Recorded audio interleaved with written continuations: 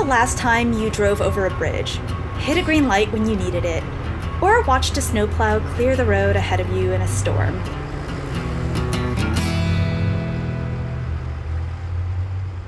We spend a lot of time talking about infrastructure. The roads, the bridges, the systems that keep people and goods moving across this country. We argue about funding them, fixing them, and modernizing them. But today's guests make a compelling case that the most critical infrastructure of all isn't concrete, steel, or asphalt. It's people. Their knowledge, their experience, how it impacts all of us when we can't find enough of them. And what does happen when experienced people leave faster than we can replace the knowledge they take with them? Cities and towns across Massachusetts, they are short on snowplow drivers. A number of other cities are still out searching for contractors. It's a year-round problem for us now. For the city of Springfield, typically they'd have 150 workers, but that number has gone down. It is an innovative industry, and we do not tell the story well enough to attract the next generation coming in. Although it feels like an uphill battle trying to recruit for our state transportation departments, we know there are people behind every road, every bridge, and every signal. People who show up every day to keep the country moving. And the question of how we attract them, train them, and hold on to their knowledge has never mattered more or been harder to answer. Today, I'm joined by two women who've spent their careers thinking about just that. Lorri Economy is the Chief Learning Officer at the Utah Department of Transportation, an agency that has become a national model for workforce innovation, career pathways, and a culture of continuous learning. And Amanda Holland is a workforce and knowledge management expert who has worked with DOTs across the country, helping agencies figure out not just what they know, but how to hold on to it.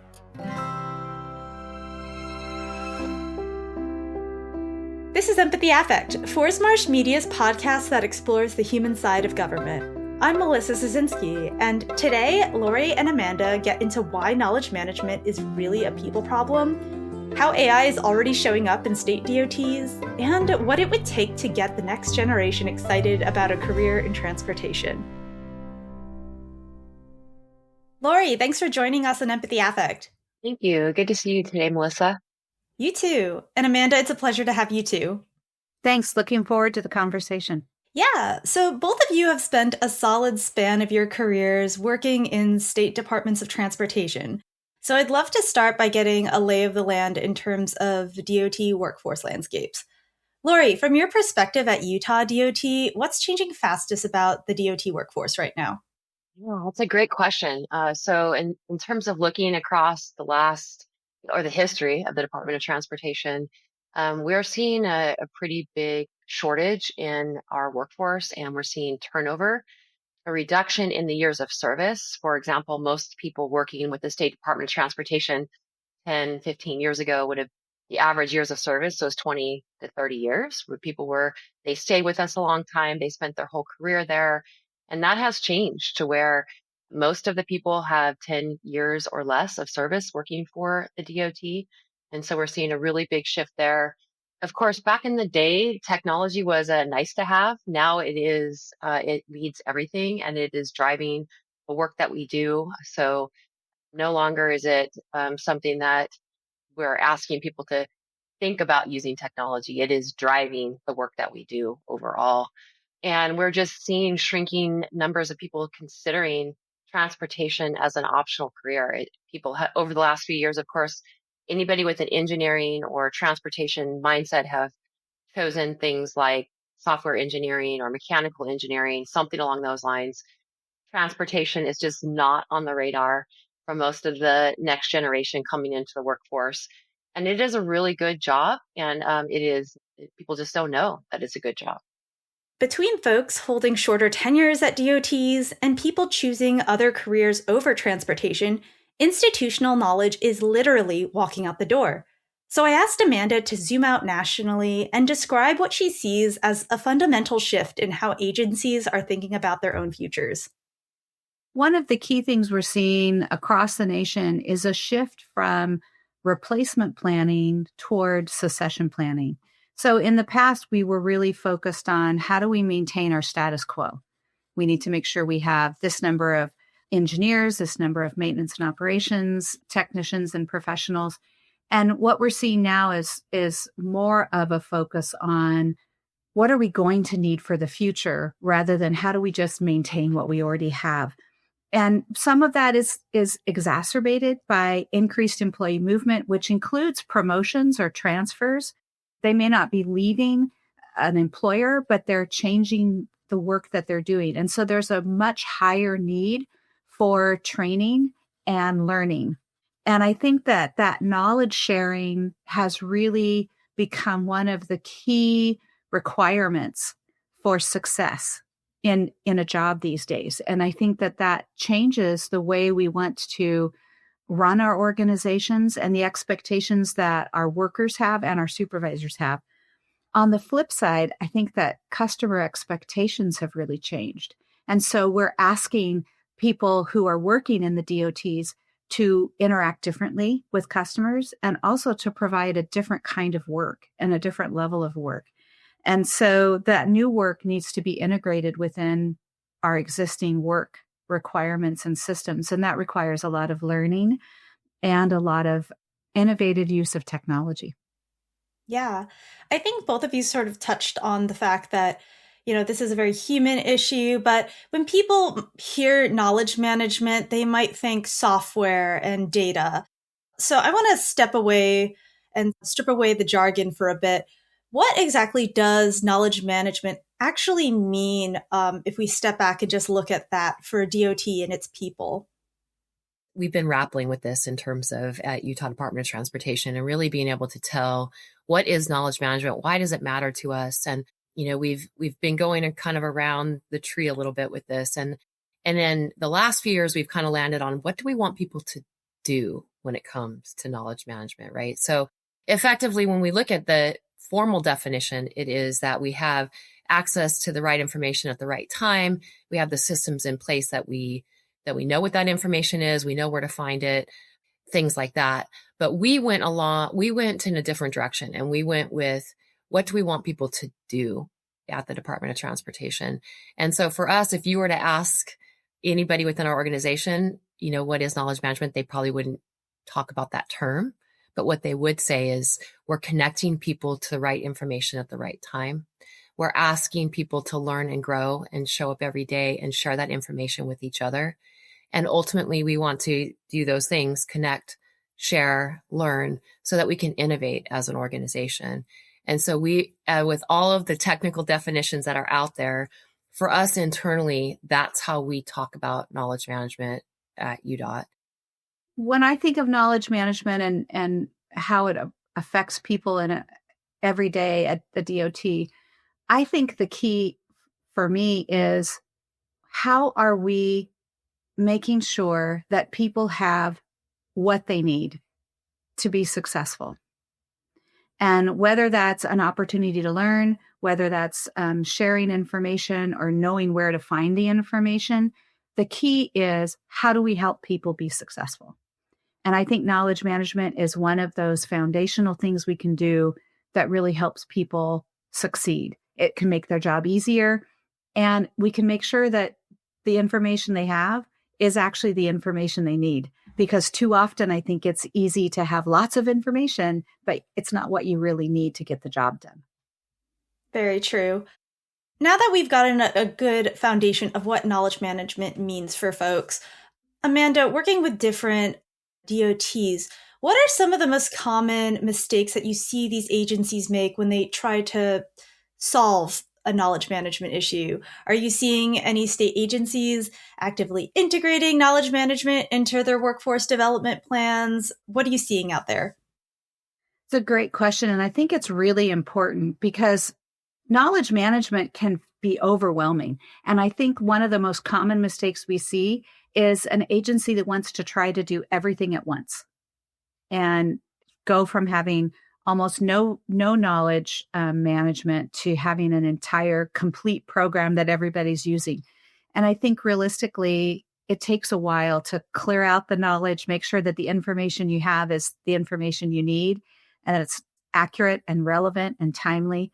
And then making sure that people know this is the information they need, and here's how they find it and how they can use it. I think another thing that happens is often there's a small amount of time spent on helping workers know how they can benefit from workforce tools or from knowledge tools. And so if we can take a little bit of extra time to help employees see why they should know where the information is and how to use it, I think they'd find that their job is easier, and they're going to wish they'd known about this before, and they'll come back and use it again, because it really does allow them to be more successful. It allows them to thrive in their jobs as opposed to surviving each and every day. Mm. So if you're going to have a knowledge management program, or if you're going to really focus on knowledge sharing, make sure you can answer one of those three things. Here's how it makes your job easier. Here's how it makes you perform better. Or here's how we keep you safer on the job by using the knowledge. Yeah. So we'll turn to Lorri now. Based on what you said, clearly you're thinking about this and in a very human way too. So can you share more about Utah DOT's career pathways and how this sort of pro-learning mindset is setting Utah DOT up for long-term success? For us, this idea of a formalized program and a single individual or a group owning it, right? That, we would have a knowledge management position or something along those lines. It didn't fit with the culture within our organization. We really believe from a leadership perspective that it really takes every individual in our organization thinking about the knowledge they have within their own brain and in their own workspace and the work that they do, and how it's important to those that they're working alongside, breaking down silos, doing all of that. And so we really were thoughtful about in making sure that everybody feels that they are a part of our knowledge management strategy, and it comes to the individual, and that we don't necessarily have some portal or strategy that we're saying this is the only way to do it. In practice, that means career ladders with real teeth, pathways that can start right out of high school with built-in skill development and pay increases at every rung. But this is also just a philosophy we have in terms of career advancement, rotation, and pathways. So we want to visualize and let people see that if they come to work for us, we have education assistance, and there's a variety of different ways to move, even if there isn't a formalized career ladder in place, right? That we have the mobility options. And we encourage the career rotation and learning new things and moving people around the department through different disciplines and things along those lines. So it is a philosophy that we have around, we want you to come to UDOT. We want you to stay with us. We want you to become a part of our UDOT family and grow and change with us. And so that it is not something that you're considering about moving on after 5 years, so that we can have that institutional knowledge inside of our organization. And it just helps the whole organization innovate forward from there. Yeah, it sounds like you have a lot of different training internally and also a lot of different pathways that people can take. So love hearing about that. I want to turn now, though, to thinking about the next generation of DOT workers. Lorri, you said that, you're trying to make this a viable pathway for folks. So how are you thinking about preparing newer employees who may not perhaps stay for decades at Utah DOT, but, still need to be effective quickly? Yeah. So we've started to talk about this a lot in terms of what does knowledge management mean to us, and how do we make sure we have the systems in place? UDOT is a Google shop. All of the state of Utah we have Google for our platforms there. And so as a part of that, good and bad, Google search function is really robust if you have their system set up appropriately. So you have document management in place, you have the data governance in place, you have knowledge bases that are available through either using Google Sites or actually using some large language models to create systems that people can actually search for the information that they need. And so we started to talk about this, and we have a few in place that were relatively easy. So for our new hires, we've put together just information around our policies, and we have a search bot for that.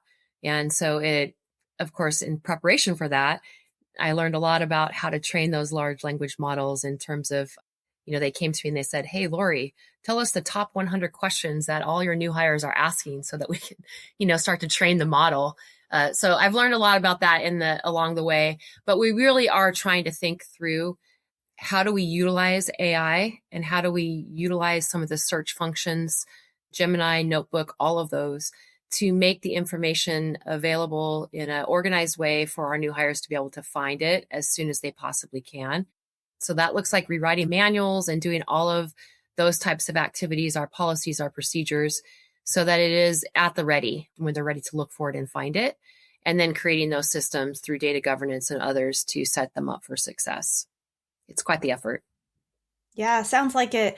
And I love that you're using AI to get along the way. And we're going to dig in deeper there. But first, Amanda, when you think about the future of the workforce, what skills or mindsets do you think will matter most for public sector DOT workers over the next decade? I think there's been a little bit of a shift in the skills and mindsets that are going to be the most effective. And the reason I say that is that I think that what we're seeing is that workers aren't expecting to have a 30-year career with the same employer. And so how do we work with individuals so that they can have a varied career and still really contribute to keeping the public safe and for the safe transfer and movement of people and goods across our nation, to keep the quality of life that we've become accustomed to? You know, we really rely on transportation and that infrastructure to allow us to have access to school and food and activities and medical services. And so when we have our workers coming on board for the next decade, I think some of the skills they're going to need to have more of, or maybe have a higher emphasis on, are things like continuous learning, constant learning. They're going to need to know what worked today may not work tomorrow. And that requires really strong communication skills between themselves, between workers, but also with the public, to help them understand why plows aren't plowing the roads the way they used to, or, why we're seeing a different level of roughness on our roads, or whatever that might be.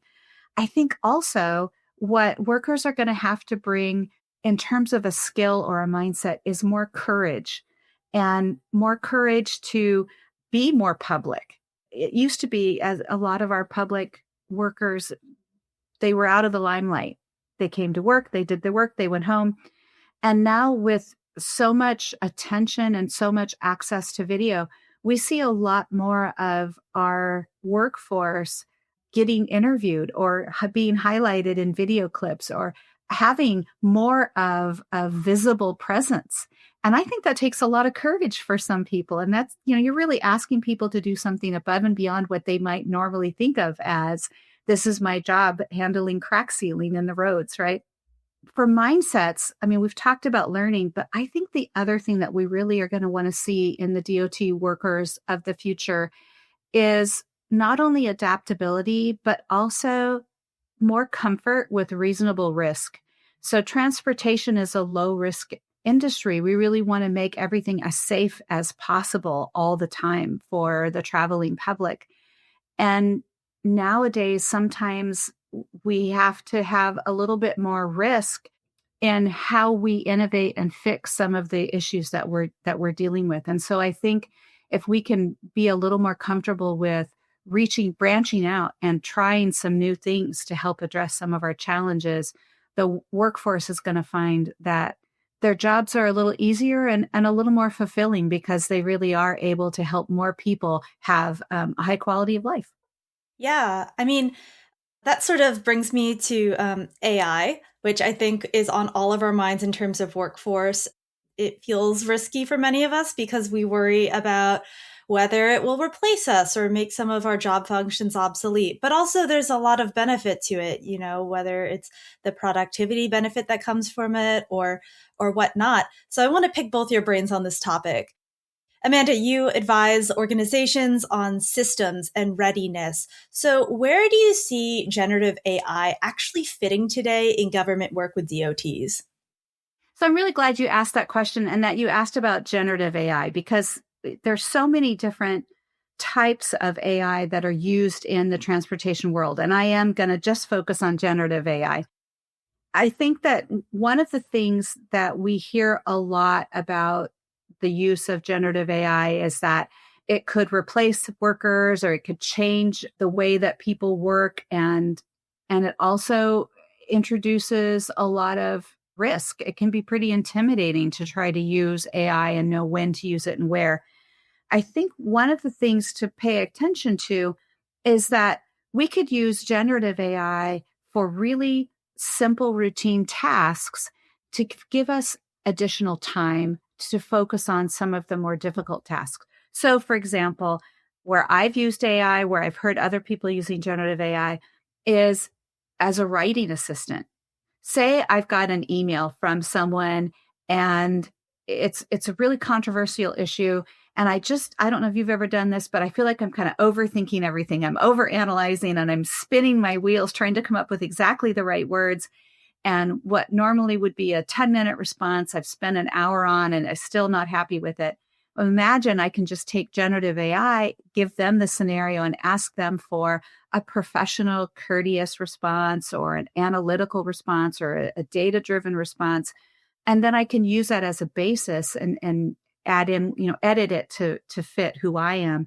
But I think that that's one of the ways that we'll see AI being used quite a bit in state government and in the DOT world, is to help with putting information together, organizing it in a concise way that's easy to understand for a specific targeted audience, which may be the traveling public. It could be a legislator or a decision maker. It could be for media. Or it could be a highly technical write-up for reporting to the federal government, or for recording for, here's how we made the decision and why. That said, while generative AI can definitely help put that together, it's going to be so critical that the expertise that employees have goes in and then edits that to make sure it's accurate. I mean, that's what we really want to watch for, is that we're not letting AI replace and then potentially have errors in the information that we're trying to share or document and archive. I think the other thing that could really happen is helping with data connections. I think that generative AI is really good at helping us connect the dots between things that may seem unconnected. For example, what would happen if I use generative AI to help me see if there are any patterns and trends connecting GIS data with crash data and road quality data? And can it help me draw any conclusions about work that may need to be done in order to make the roadway safer?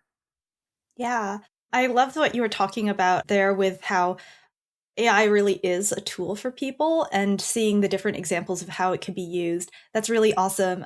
And Lorri, you were mentioning how you have been indeed using AI to, help your own work functions, but what conversations are happening across Utah DOT about AI? Do you see curiosity, eagerness, fear, excitement, maybe a bit of all of it? What are you seeing?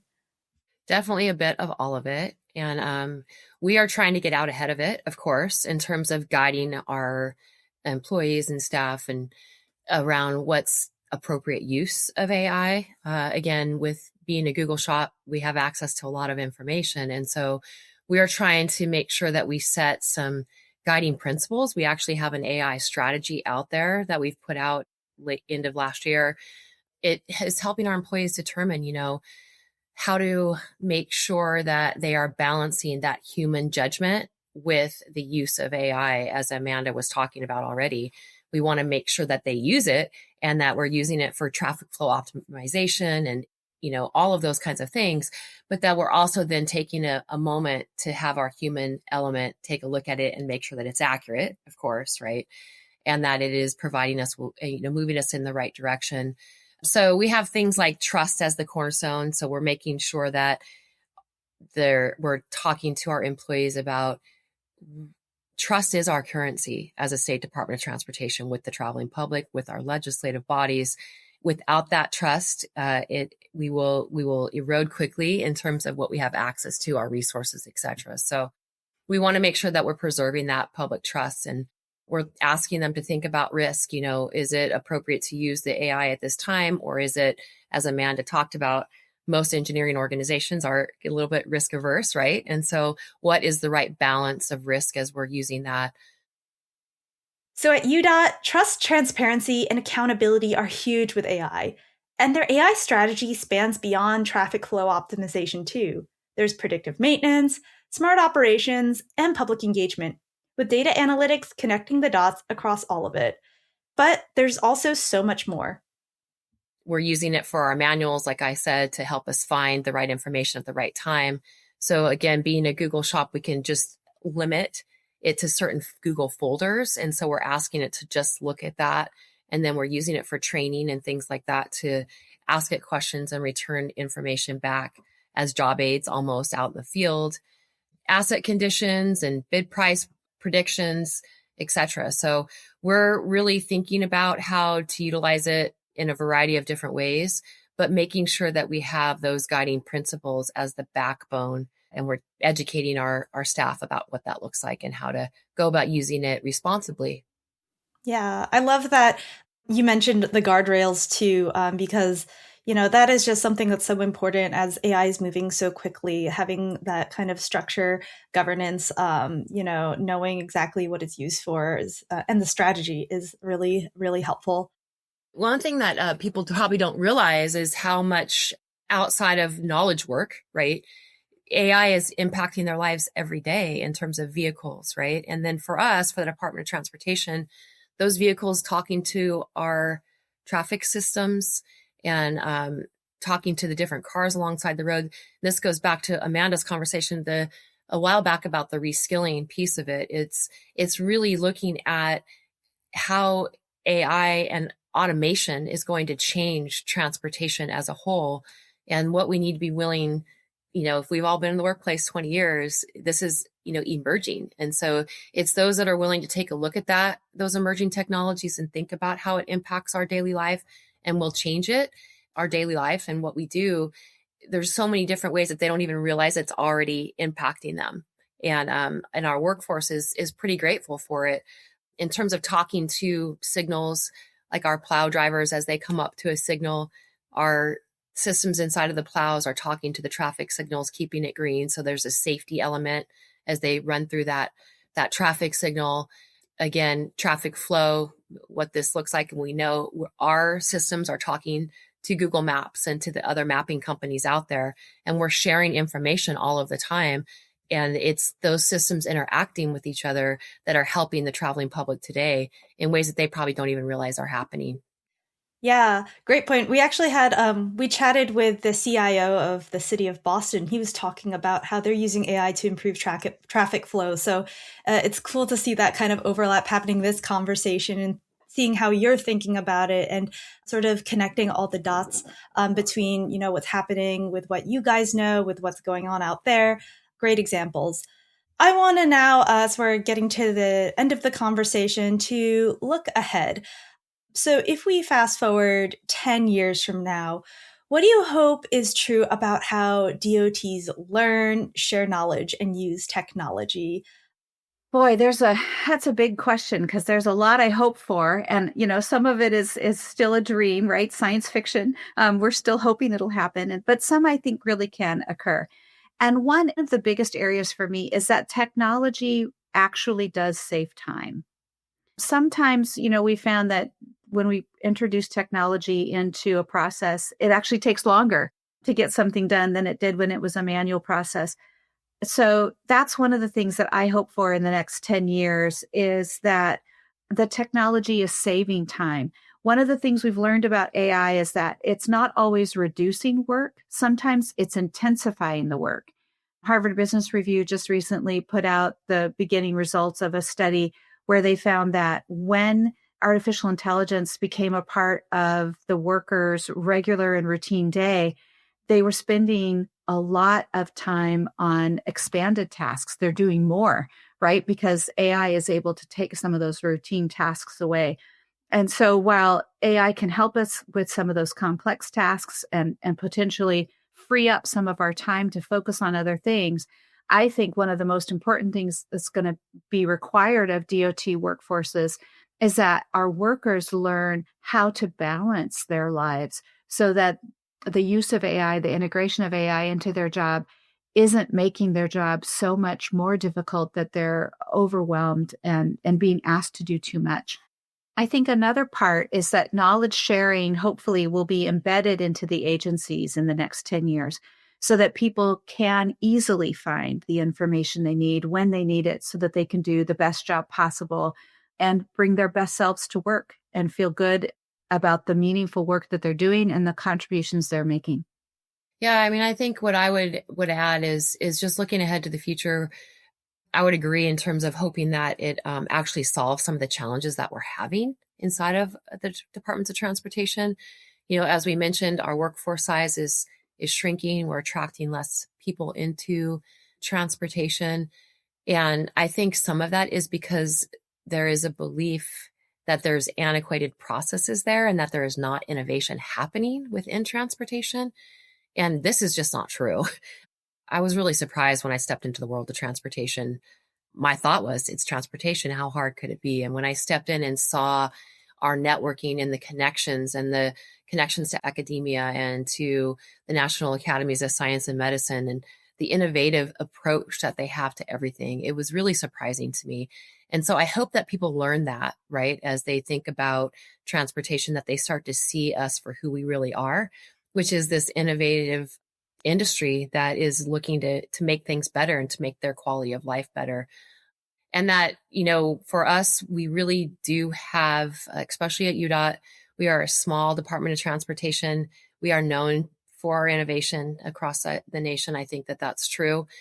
And it will help us get more work done, not eliminate roles. And I think there's a belief out there right now with the generation coming in is they're not choosing civil engineering because they think it's that AI will replace engineers. And that's just not true. We need the human interaction with it, like I said. And so I hope that that's realized. So it solves our workforce challenges. I would like to see people in our industry not fear it. I would like to see them welcome the change that's coming our way with that, and that they are ready to take on the skills necessary to make that happen, and that they're constantly learning and growing and finding ways to integrate AI into how they do their work, and that we're not fearing it. The digital transformation is coming. I didn't mention digital plan sets and digital delivery, but this is happening within our industry. So paper is going away. You know, I think it's been almost 10 years that UDOT decided we were going to be a paperless organization.